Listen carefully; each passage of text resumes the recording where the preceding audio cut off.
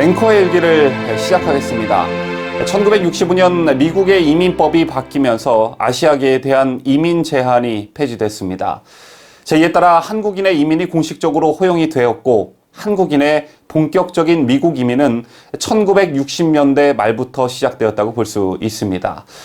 그 후로 미국 이민 행렬은 급속도로 늘어나기 시작했지요. 1965년 이민법 개정 전에 한국계 미국인 수는 대략 2만 5천여 명에 불과했지만 그 숫자가 1970년에는 5만여 명, 1980년에는 35만 7천 명, 1990년에는 70만 명까지 급속도로 늘어나게 되었습니다.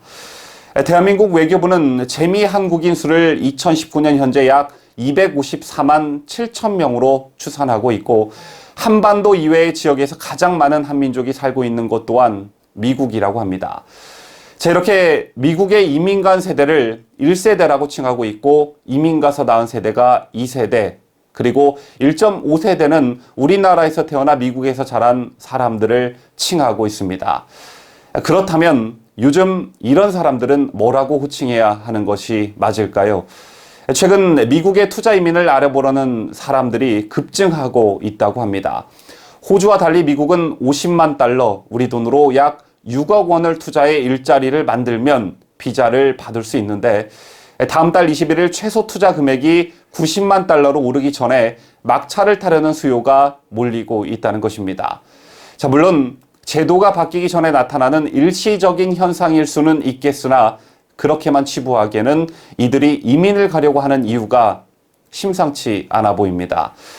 언론과 인터뷰한 중소기업을 경영하는 60대 이모 씨는 열심히 돈을 벌고 세금도 잘 냈지만 한국 사회는 점점 돈이 있는 사람을 홀대하는 것 같아 이민을 고민하고 있다고 말했고, 또 다른 60대는 가족끼리도 진영 논리에 따라 갈라서게 하는 지금의 정치 상황이나 한국의 미세먼지를 피해 다른 나라에서 살고 싶다고 말했습니다. 모두 한국 사회나 제도에 대한 불만과 불안, 생활에서 느끼는 불편함과 관련이 있는 이유들이었습니다. 이와 관련한 이야기는 이것 말고도 또 있습니다. 해외 투자 경험이 있는 국내 기업 중 77%는 한국보다 외국의 투자 환경이 좋다고 판단하고 있다는 조사 결과가 있었습니다. 그리고 더 충격적인 조사 결과는 이들 기업의 79%는 국내로 돌아와 투자할 생각이 없다고 잘라 말했습니다.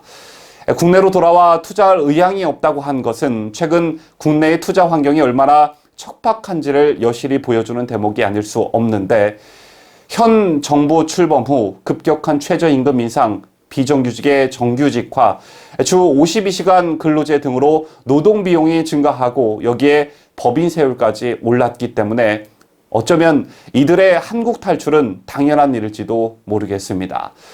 반면에 국내로 들어오려는 외국인 직접 투자는 급감하고 있다고 합니다.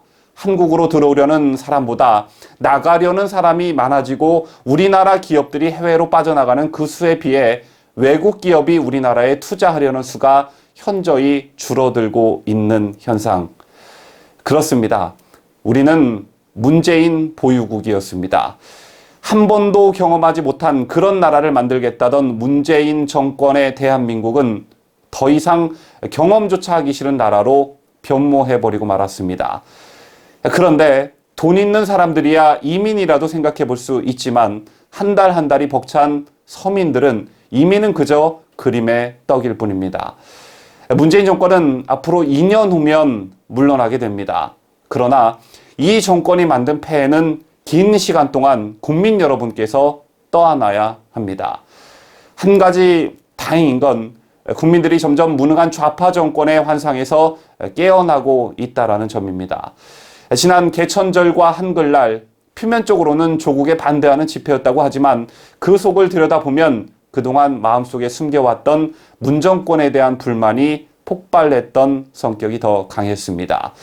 그리고 어용 여론조사 기관이라고 조롱당하던 한 여론조사 기관도 더 이상 어쩔 수 없었는지는 모르겠지만 문재인의 국정 지지율이 41%대로 떨어졌다는 결과를 내놓았고, 멀게만 느껴졌던 집권 여당과 제1야당의 지지율 격차는 0.9%포인트 격차로 그 차이가 없게 됐습니다.